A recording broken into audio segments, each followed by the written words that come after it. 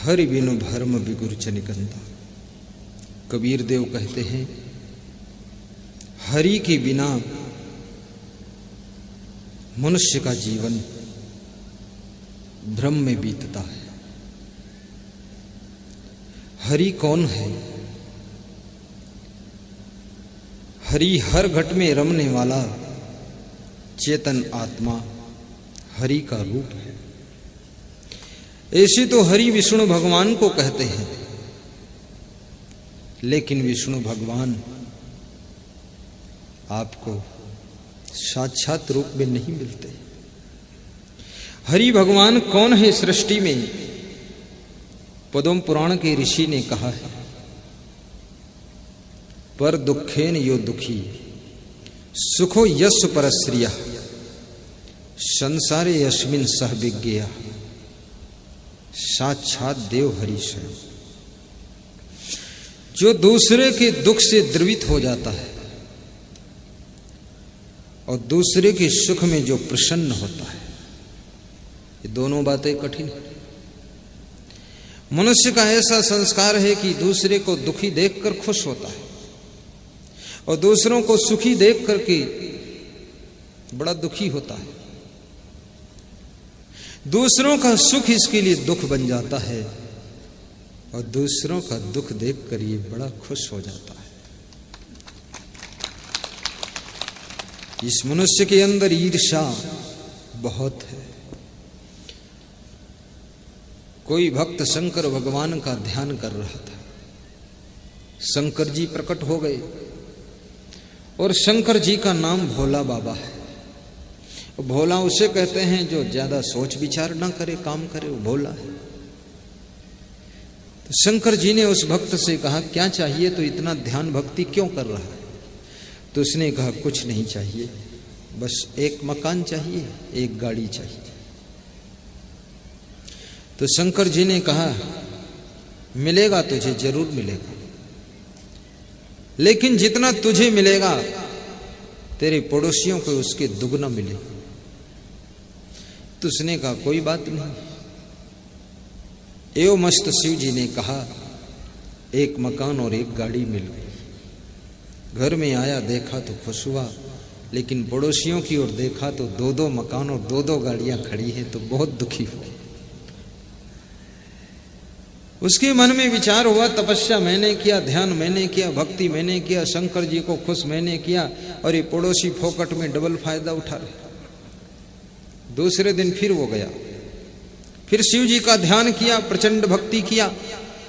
शिव जी प्रकट हुए, बोले, अब क्या चाहिए? बार बार तू क्यों तंग करता? मांगना तो एक बार मांग ले। बोले, बस एक बार और मांगूंगा, फिर नहीं। बोले, क्या मांगना है? बोले, अब मेरी एक आंख फूट जाए और मेरे द्वार पर एक कुआं खुद जाए। शिव जी ने कहा, इसकी तुझे क्या जरूरत? बोले, आपको पूछने की क्या जरूरत है? आप तो दाता एक राम है, दे दो आप। शंकर जी ने विचार नहीं किया, कहा ऐसा ही होगा।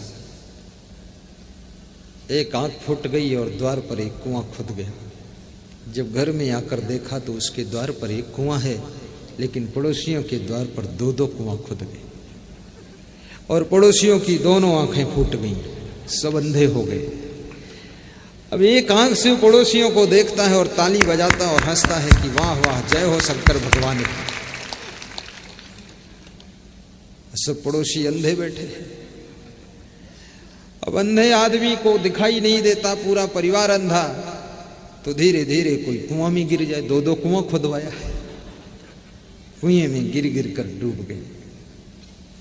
जब कुएं में गिरकर डूबते थे तो वो बहुत खुश होता था कि अब अच्छा हुआ, मेरी तपस्या का डबल फल अब मिला है। इसका नाम है ईर्ष्या। यदृच्छा लाभ संतुष्टो द्वंद्वातीतो विमत्सरा समा सिद्धाओ सिद्धो च कर्त्वापि न निबद्धते। श्री कृष्ण अर्जुन से कहते हैं, जो निष्काम कर्म करता है और जो भी उसका फल मिलता है उसमें जो संतुष्ट रहता है, द्वंद्वातीतो विमत्सरा, जिसके भीतर राग द्वेष का द्वंद्व नहीं, ना किसी से राग है ना किसी से द्वेष है। विमत्सरा, जिसके अंदर ईर्ष्या नहीं, किसी से जलन नहीं, झरसुआपन नहीं। कृष्ण कहते हैं समा सिद्धाव सिद्धो चक्रतापी। जो सफलता और असफलता में, हर्ष और शोक में, दुख और सुख में, हानि और लाभ में अपने चित्त को सम रखता है, कभी विचलित नहीं होता है, कर्तापि न निबद्धते, वो संसार में निष्काम कर्म करता हुआ कभी बंधन में नहीं बंधता है, वो संसार में जीते जी रह करके मोक्ष को प्राप्त करता है और उसका कल्याण होता है। ये बहुत ज्यादा दुखी होने वाले लोग, इनका मोक्ष नहीं होगा। यम हीन व्यथंति एतई पुरुषम पुरुषर्षभम सम दुख सुखम धीरम सह अमरत्वाय कल्पते। अर्जुन कहते हैं कि हे भगवान, मोक्ष के लिए कौन व्यक्ति योग्य होता है? कृष्ण कहते हैं जो दुख और सुख में सम रहता है, सम दुख सुखम धीरम। दुख आने पर भी जिसका धैर्य नहीं टूटता है और सुख आने पर जिसके मन में अभिमान नहीं आता है। हानि होने पर भी जो दुखी नहीं होता है, चुनाव हार जाने पर भी जो रोने के लिए नहीं बैठता है, टाइम पर फिर भी नाश्ता कर लेता है, समय पर स्नान कर लेता है। सरदार भगत सिंह देशभक्त थे,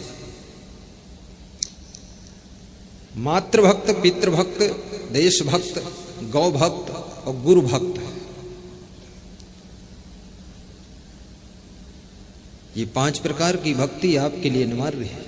मातृभक्ति करो। मातृभक्ति कैसे करोगे? सवेरे उठकर अपनी मां के पैर छू, कहीं बाहर जाना है तो उनके चरण छू कर जाओ, बाहर से आते हो उनके पैर छूकर घर में प्रवेश कर जाओ और मां को प्रसन्न रखो। और माताओं को भी चाहिए, जब तुम मां बन गई तो हलचल करना बंद कर दो, फिर बीड़ी पीना बंद करो। कितनी माताएं तो बीड़ी बहुत पीती है। रेलवे स्टेशन पर देखो तो माताओं का क्या पूछना, ऐसा बीड़ी खींचकर धुआं फेंकती, सब स्टेशन के मच्छर भागते जा रहे हैं। मैं तो देखता हूं कभी कभी तो बड़ी शर्म लगती है। वो माताएं सोचती मेरे गांव का यहाँ कौन होगा जो देखता होगा, लेकिन ऐसा व्यक्ति देख रहा है जो पूरे विश्व को बताएगा। स्त्री हो या पुरुष हो, बीड़ी और सिगरेट की आदत छोड़। ये 5.5 फुट का लंबा आदमी 1.5 इंच की लंबी बीड़ी इसके ऊपर अपना शासन करती है, और जब पीने का वक्त आता है तो 1.5 इंच की बीड़ी की आदत तुमको अंदर से झकझोरती है और इशारा देती कि उठ और आड़ में चल और छिप कर पी ले, फिर आकर बैठ जा। 1.5 इंच की बीड़ी तुमको उठाकर ले जाती है। धिक्कार है तुम। और बीड़ी पीता कौन है? सिगरेट पीता कौन है? मुंह से सिगरेट खींचते हैं फिर नाक से धुआं बाहर करते हैं। हाँ, इतनी तो जरूर उनकी कलाकारी है कि मुंह से खींचना और धुआं को घुमा कर नाक से निकालना, इसके लिए तो धन्यवाद देना पड़ेगा।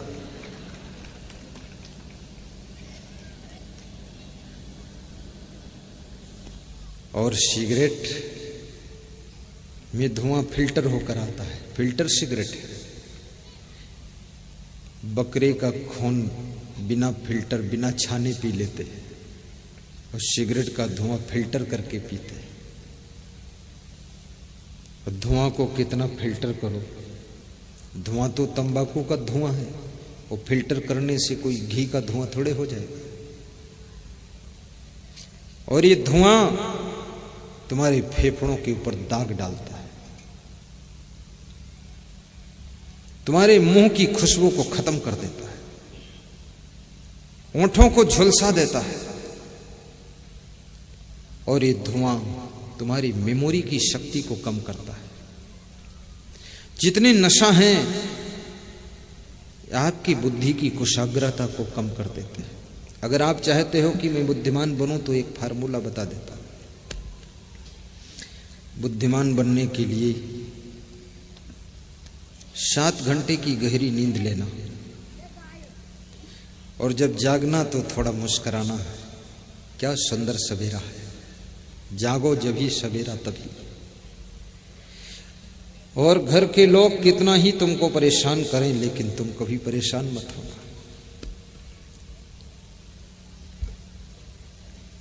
प्रसन्न रहना, बुद्धि बढ़ेगी। भूख से भोजन कम खाना, बुद्धि बढ़ेगी।